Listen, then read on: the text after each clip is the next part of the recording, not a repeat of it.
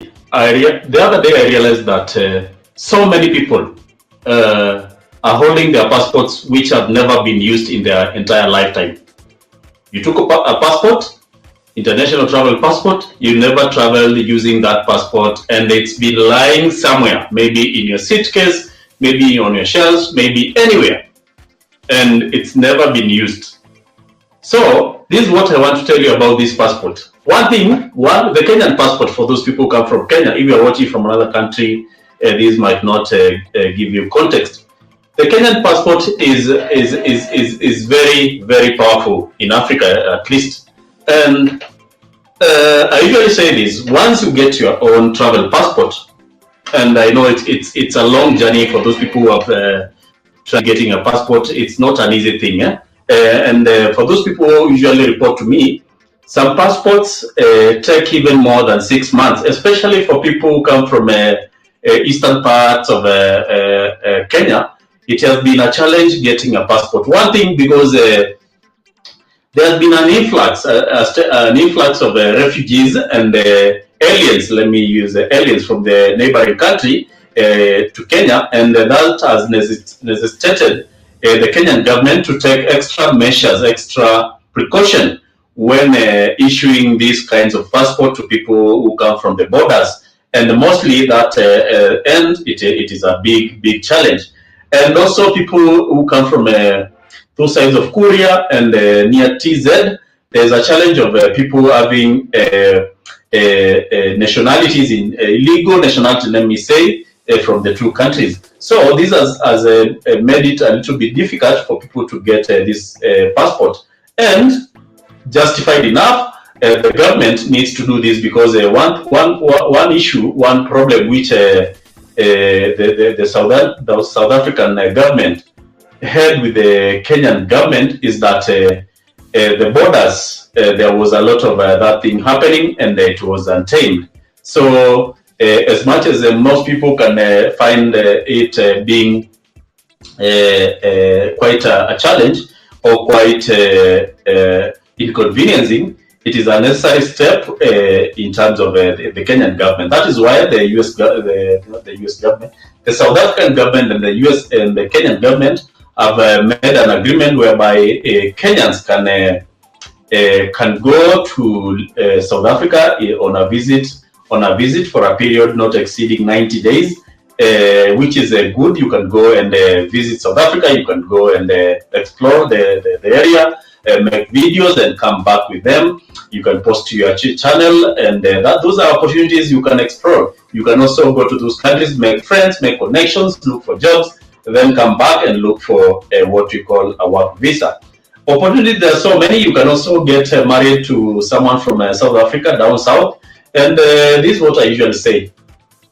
South Africa is one country which is near Europe in terms of the social amenities and the way the country is. So that is why I usually say this: make use of this passport right now. Make sure you use it right now, because you're not making, most Kenyans are not making use of this passport as it should be. So with this kind of knowledge in mind, with this kind of agreement having been made between Kenya and South Africa, on top of being able to move from Kenya to maybe Uganda, Rwanda, Congo, DRC, TZ, Uganda, all this Ethiopia, you can now explore the whole of Southern Africa with a Kenyan passport.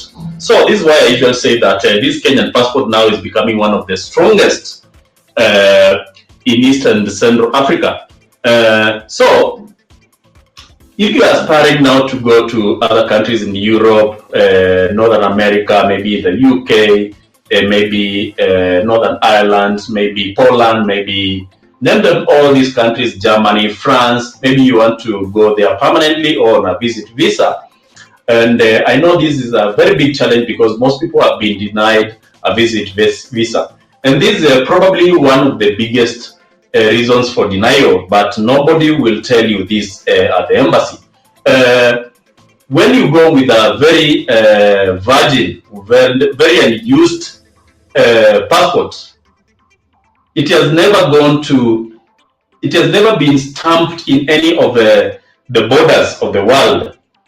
There is a high likelihood of being denied this visa.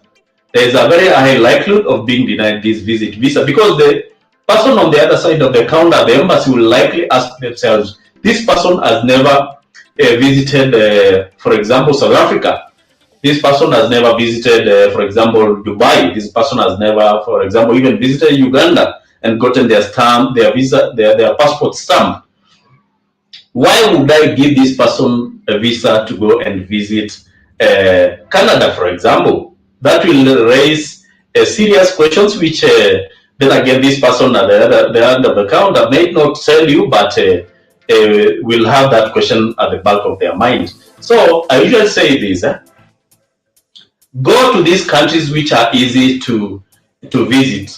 And with that knowledge that South Africa is in our radar, is in our places we can visit without requiring a visa, even at the port of entry, visit South Africa by going by road. That means you'll cross borders from here to South Africa, which throughout that journey, nobody will ask you for any type of visa, be it a transit visa, provided that your destination is South Africa and coming back.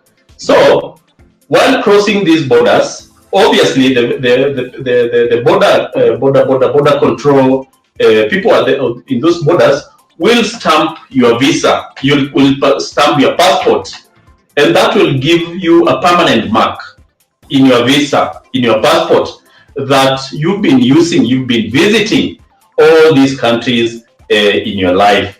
So this is an opportunity many people are not seeing, mostly people in Kenya. You're not seeing this opportunity because you perceive it to be very expensive for you to move from Kenya all the way to South Africa. It's not very expensive because their buses, public transport is very available from Kenya to Tanzania, from Tanzania to Malawi, from Malawi to the next country, to Namibia, even if you choose to go through Madagascar. But I usually tell people not to go through Madagascar because there are a little bit of challenges here and there. All these countries, including Eswatini, Zimbabwe, you don't require a visa to go through those countries. So this is an opportunity for you now, as a person who has already gotten their visa. Make use of this visa by traversing through these countries, and also if you are not able, make sure that you visit Dubai. If you are able, visit countries in East Africa, because that is those are countries whereby you can go without much of an hassle. It's just that you want your passport to be stamped, and nobody will tell you these secrets, and it's you to know that it's an open secret. Which then again gives you an opportunity of a lifetime. And when you go to the embassy now of other countries like Canada, the USA, the UK, you will not have the question which I know most people were asked at the end of the interview is that have you visited another country? And most people find themselves not being able to answer this question because we don't travel a lot. And if you're watching this video and you've ever been asked at the embassy whether you visited another country, right, that experience down here, so that people understand that it is a question which is asked. You can also be asked, have you ever visited any other country outside Africa? And this is your opportunity now to explain that you visited Dubai, Qatar, Oman, because visiting those countries is not hard, it's not expensive. The visas are so easy to get for people from Africa and more so East African countries, whereby most people have been going there to work, to study, not to study, to visit. And through that, you'll be able now to move to the country of your dreams. And Canadian Embassy, the US Embassy, and the UK Embassy will not have a flimsy reason to deny you this visa.